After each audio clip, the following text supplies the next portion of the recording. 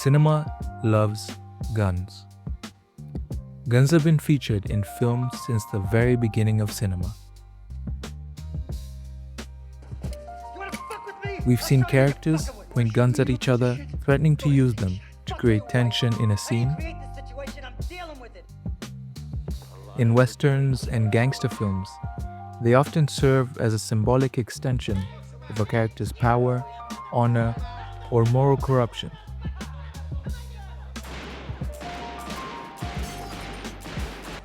They are also mainstays in action films, with choreographed shootouts designed to thrill audiences and simply look cool.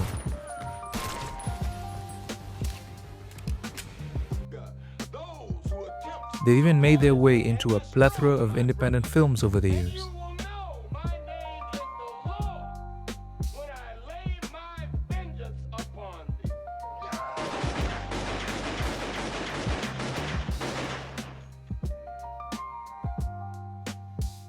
Cinema loves guns. And it's not just Western cinema. Films from around the world have their own version of genre storytelling with guns front and center.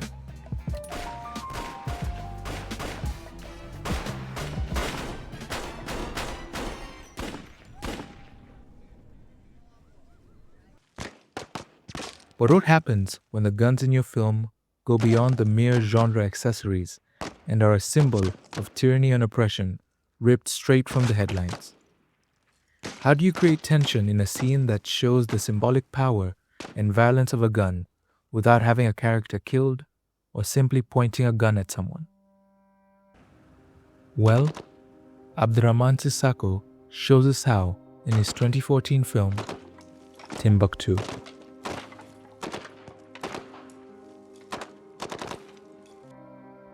This scene of the jihadists firing their guns at the Bambara-style wooden sculptures occurs very early in the film, immediately establishing the symbolic role of guns in the story as well as the themes of the film. One of the themes in this case being the impact of religious extremism on African culture. The centerpiece of the film is this small nomadic family, the father, Kidane, the mother, Satima, and their daughter, Toya, where, after an accident, the father's fate falls into the hands of the jihadists. At the same time, the film also highlights, through vignettes of various townspeople, the painful realities of life under the occupation of Timbuktu, Mali by the jihadist group. Throughout the film, a clash of ideologies is evident between the jihadists and ordinary townspeople. We see the resistance and resilience of the people of Timbuktu against the jihadist warped, totalitarian, and oppressive interpretation of the very religion many of them practice. The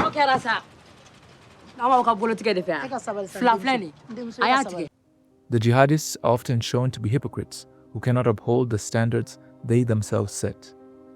Like how they ban smoking, yet one of the jihadists, Abdul Karim, hides from his fellow jihadists to smoke.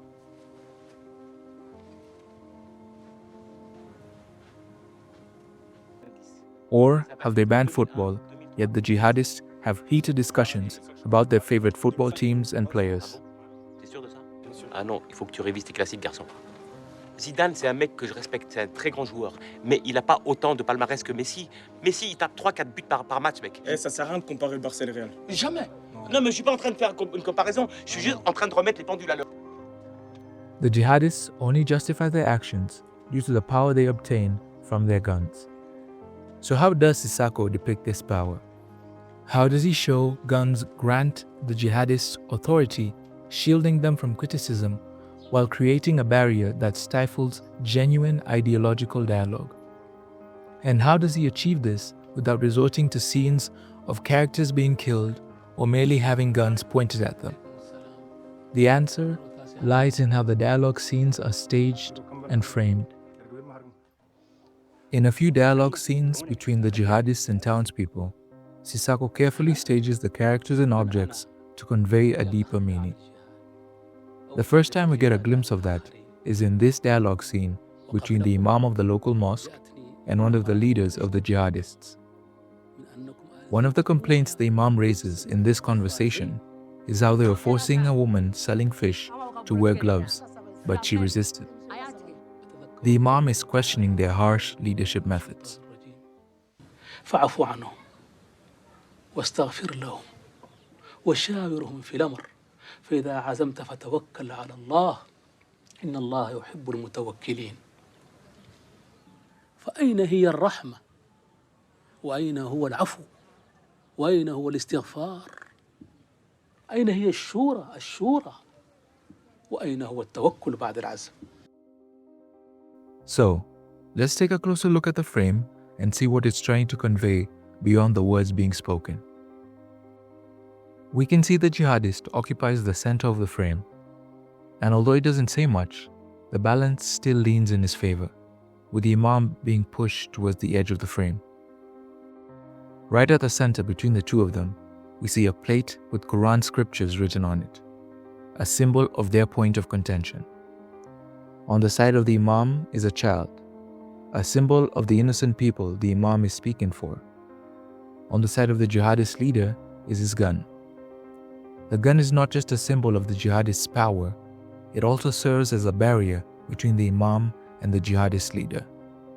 A barrier that the Imam's words cannot penetrate, both visually in how the frame is constructed and metaphorically in how the gun can be used by the jihadists to threaten anyone in Timbuktu that opposes them. أسأل الله تبارك وتعالى عساه أن يغفر لي ويغفر لكم ويعيننا على نبذ العجب والكبرياء. كفاكم إنكم تسيئون للإسلام والمسلمين. بترتم يد طفل صغير. In this next carefully staged scene, 3 jihadists visit a woman because one of them wants to ask for her daughter's hand in marriage. What at first seems like an innocent request quickly turns sour. Since I saw her in the city, I see that she's a beautiful girl, she's a nice girl, and she's a good Muslim girl. That is why I want to marry her.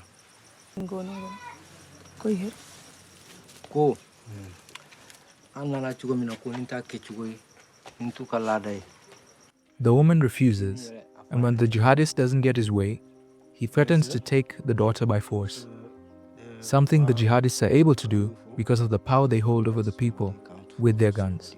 Okay, tell her that I will leave now and we shall see. I will do it in a bad way, the way I like. Now, let's take a closer look at the staging and framing of this shot.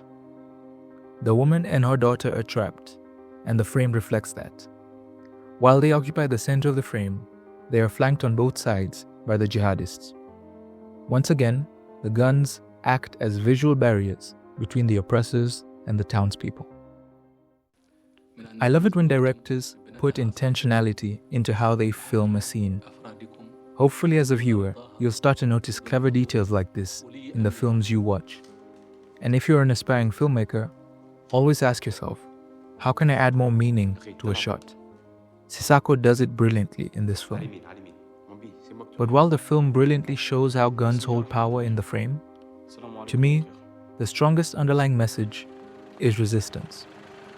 Even with the jihadists' supposed power and tyranny, the people found courageous ways to resist. Whether it's refusing to wear gloves,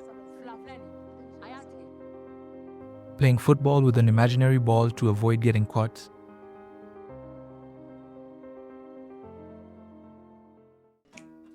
or singing and playing music with friends even after it's forbidden.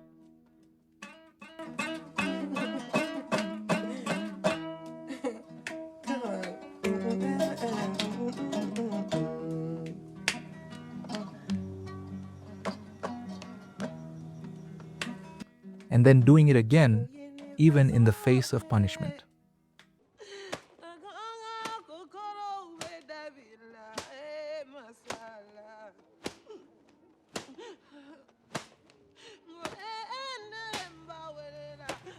So remember, resistance is the first step to change. Oppressors can try to silence one person after another, but they can never silence the idea. The idea will always remain.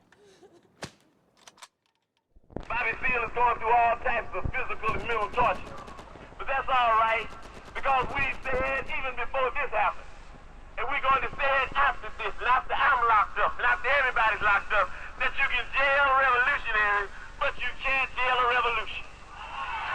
Right. You might run a liberator like Aaron Cleave out the country, but you can't run liberation out the country. You might murder a freedom fighter like Bobby Hutton, but you can't murder freedom fighting. And if you do, you come up with answers that don't answer, explanations that don't explain. You come up with conclusions that don't conclude. And you come up with people that you thought should be acting like pigs, that's acting like people and moving on pigs. And that's what we've got to do. So we're going to see about Bobby, regardless of what these people think we should do. Because school is not important and work is not important. Nothing's more important than stopping fascism, because fascism will stop us all.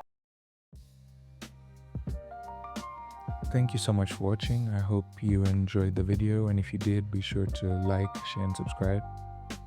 I know I took longer to release this video than I expected, but work and life and balancing all that onto my computer, not really being able to handle all the editing I've been trying to do. But hopefully I'll be able to release the next one much quicker. And I think it was quite apt, unintentionally, that I was watching the Star Wars show Andor as I was editing this, and even with everything happening in the world. But remember to resist against oppression and hate. And thank you for watching. See you in the next one.